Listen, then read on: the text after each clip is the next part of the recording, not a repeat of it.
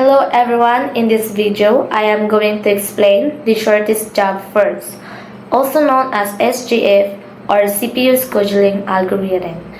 So this algorithm is commonly used in operating system to decide which process should be executed first by the CPU. So shortest job first work by selecting the process that has the shortest CPU burst time among all the processes in the ready queue. So SGF can be classified into two types, which is the non-preemptive SGF and a preemptive SGF, which is also known as the shortest remaining time first, or the SRTF. So what is CPU scheduling? So the CPU scheduling is the process of deciding which process gets the CPU when multiple processes are waiting to execute. Since the CPU can only execute one process at a time, the operating system must use a scheduling algorithm to manage this efficiently. And now, what is shortest job first? So, the shortest job first is a scheduling algorithm where the CPU selects the process that requires the least amount of CPU time to complete.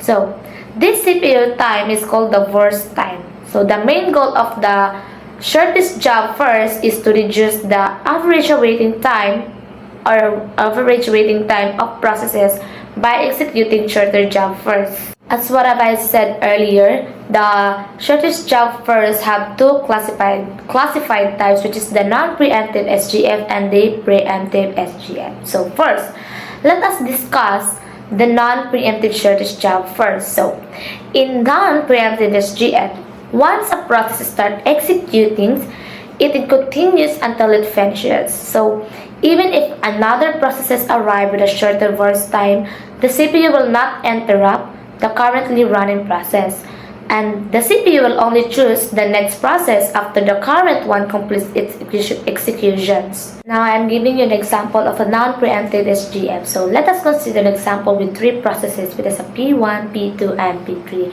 We have the arrival time of 0, 1, 2 and the burst time of 6, 2, and 4. So at the time of 0, only process P1 has arrived, so the CPU executes P1 first. So even though the P2 and P3 has shorter burst time, they arrive later than a P1. So P1 runs from time 0 to time 6. So after P1 finishes, the CPU compares P2 and P3. Since P2 has the shorter burst time, it executes next from 6 to 8. So finally, the P1 executes from time 8 to 12. So this execution order is shown using a Gantt chart. So the waiting time is the amount of time a process waits in the ready queue before execution. So turnaround time is the total time taken from arrival to completion. So in this example, we have the P1 has a waiting time of 0, and the P2 has a waiting time of 5, and the P3 has a waiting time of 6. So the shortest job first minimizes the average waiting time, which makes it very efficient. Now let us discuss the preemptive version of shortest job first, which is called the shortest remaining time first, or SRTF. So in SRTF, the CPU can interrupt the currently running process if a new process arrives with a shorter remaining burst time. So the CPU always selects the process with the least remaining execution time. For example, if a process is currently running and another process arrives that requires less remaining time to complete, the CPU immediately switches to the new process. So this makes SRTF more responsive compared to non-preemptive SGF. So especially in a system where new processes arrive frequently. And now let us go to the advantages of SGF and the disadvantages of SGF. So the main advantages of shortest job first is that it minimizes average waiting time. So it's gonna be provide high performance and it's very efficient when burst time are known in advance. However, the SGF also has disadvantages.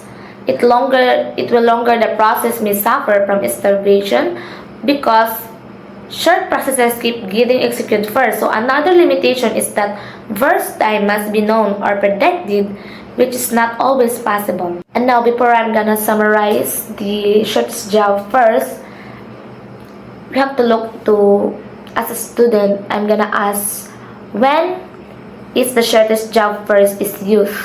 Shortest job first is a very suit for batch processing system, where the execution time of processes is known beforehand and if efficiency is more important than fairness. That's what or when we're gonna use the short job first.